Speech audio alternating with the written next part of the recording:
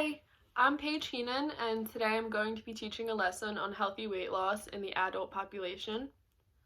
So there's many factors in losing weight, but the main two stay exercise and eating according to proper dietary recommendations. There's a ton of importance between achieving a healthy weight and maintaining a healthy weight. So obesity-related conditions include heart disease, stroke, type 2 diabetes, and certain types of cancer. And these are all the leading causes of death in America at the moment. From 2000 through 2018, the prevalence of obesity increased from 30% to 42%, and the prevalence of severe obesity increased from 4.7 to 9.2%. Families who are obese, parents who are obese usually lead to children who will face obesity at some point in their life. So it really is a family condition usually. So exercise is a huge part of losing weight. The CDC recommends 150 minutes of physical activity a week. This can be 30 minutes a day for 5 days. It doesn't have to be, but these are the recommendations. You can do it however you need. For weight loss, though, you'll want to focus on going above this rate of 30 minutes per day, or when you are doing the 30 minutes per day, that you're focusing on more strenuous activities.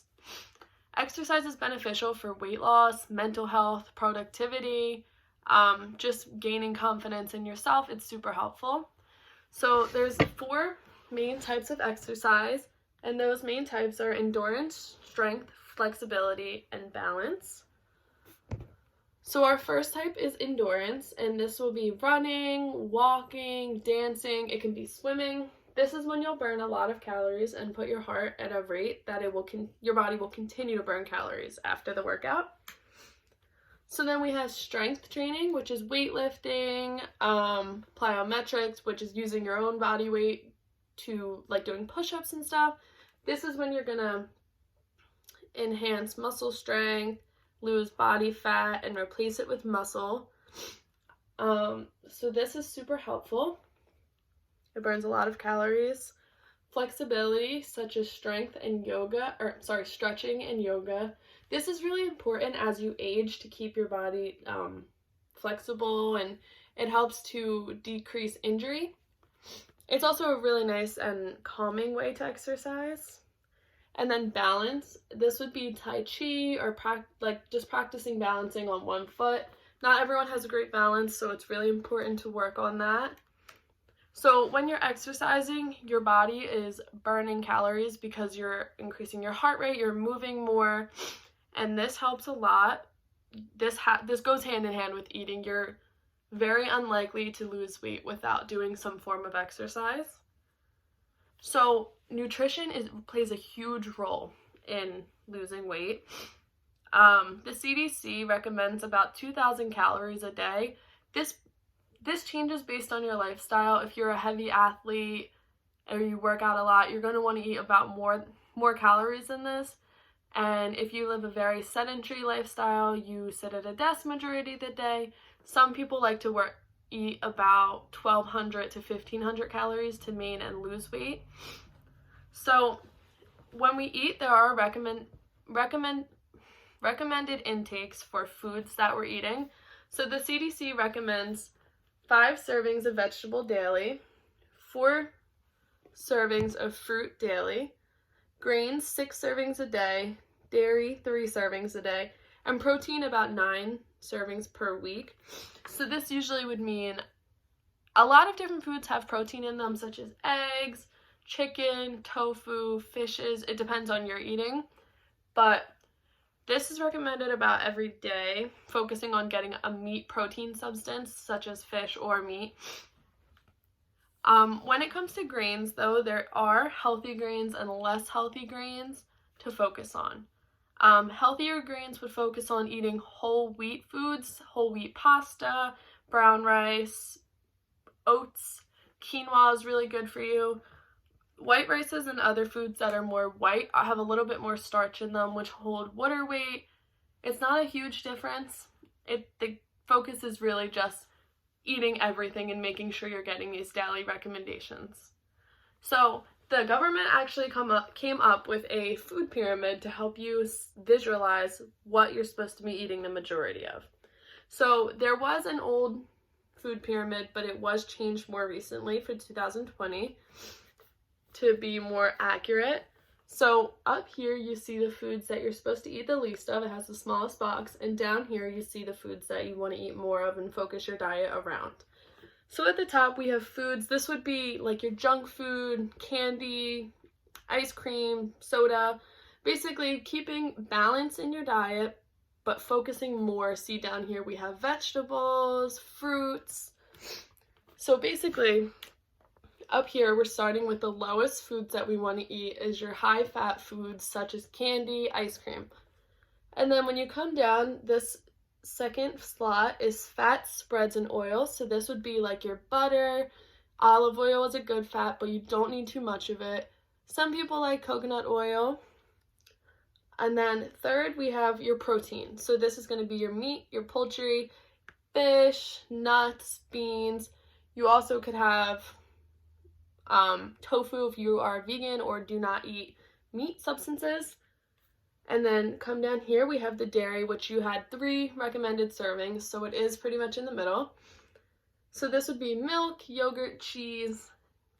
Calcium is really important in our diet for our bone strength, so it is important to eat dairy. If you don't like dairy, there are supplements to help you get these nutritional facts that you need from it.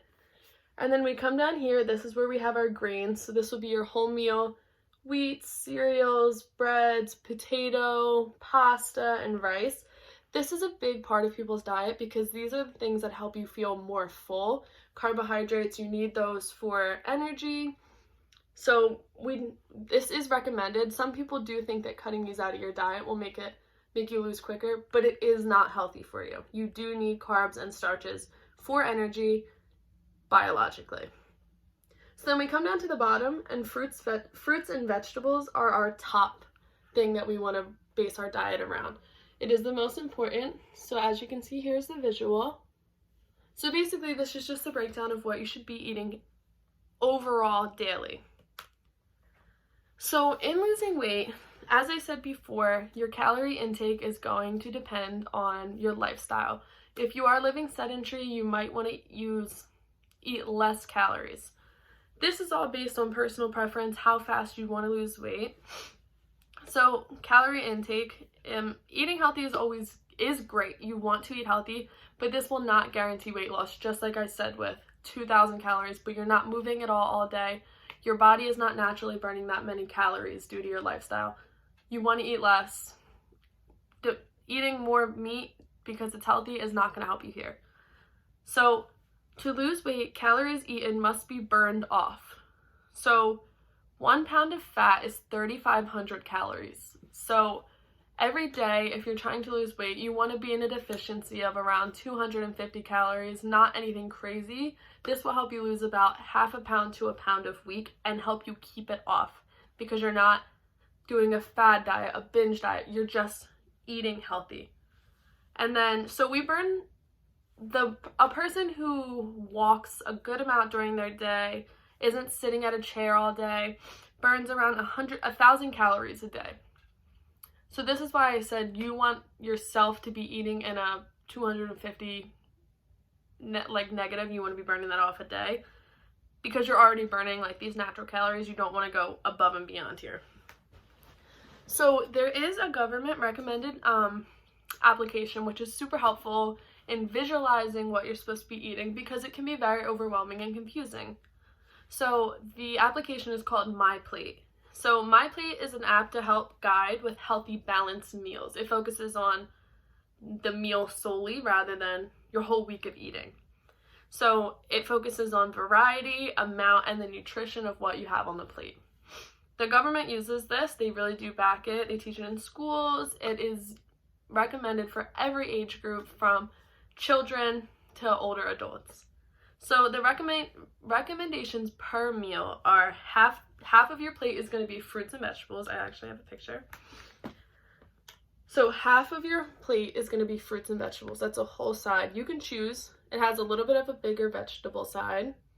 And then you come up here and 2/3 of your side is going to be grains. So this is where you'll eat your filling pastas, your rice, a piece of bread, whatever you like. These do help keep you fuller longer. And then down here, about 1/3 of your plate on this side is going to be protein. So this is where you'll add your chicken, your shrimp, tofu, whatever you like. This is your protein.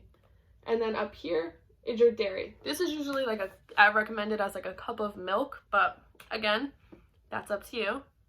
So the government does have a video about MyPlate, which is super helpful. It is 2 minutes and 45 seconds Your family long. for dinner that's healthy and tastes good? You can follow the plate method. This healthy eating plan works for everybody, including people with diabetes. Indeed, making nutritious, healthy meals will be a snap. What's a healthy plate? It's a way to control your serving sizes where you don't have to count. Simply use a 7-inch plate for children and a 9-inch plate for adults. First, divide the plate in half and fill one of them with vegetables. There are 2 types of vegetables: starchy, like potatoes, corn, peas, or plantains, and non-starchy, like zucchini, jicama, cucumbers, carrots, or salad. If you have diabetes, fill half your plate with non-starchy vegetables. Then fill 1/4 with whole grains or starches, like brown rice, corn, beans, or whole wheat pasta. In the other quarter, add some lean protein like tofu, grilled fish, or chicken. What about adding a side of tortilla or bread? That's hard to resist, I know! The trick is, serve yourself a smaller portion of the other starches on your plate instead. To complete your meal, add a drink like unsweetened coffee, tea, or a glass of milk. But remember that drinking 8 ounces of milk affects your blood sugar just as it would if you ate another tortilla or a slice of bread. Or you can also choose water with a squeeze of lemon or lime. How you create your plate is up to you. You have many options, as long as you remember to follow these healthy guidelines. And ta-da! You're all set! You might be thinking, how can you use the plate method to make vegetable beef soup or other meals? Simply follow the same idea. Fill your pot with low-sodium broth and lots of healthy vegetables like corn, cabbage, zucchini, carrots, and onions. And some lean beef, but not too much. Just like you'd put on 1/4 of your plate for each person you're serving. If you want, add your favorite type of bread on the side. And you've got the right amount for a healthy meal. Enjoy! So with that video, I think it's really helpful in visualizing the actual recommendations per meal. I also think that it's very helpful with showing you what you can actually make and actually be using in each thing, rather than me saying, eat 5 to 6 servings of vegetables a day. This helps you see exactly what I'm talking about when I say that.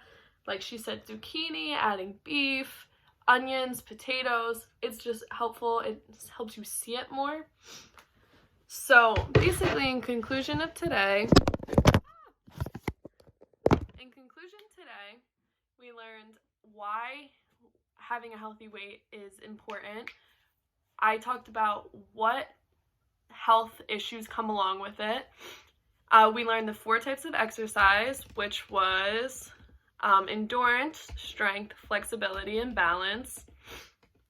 We talked about the food pyramid and how much food is recommended for you to eat daily. We talked about calorie intake and output. So we talked about how much you should eat and how much you should be burning off. And then we talked about MyPlate, which is super helpful in showing you your daily recommendations and what you should be filling them with. And yeah, so if there's any questions, let me know. And we're going to take a pretest, so I'm going to hand that out now.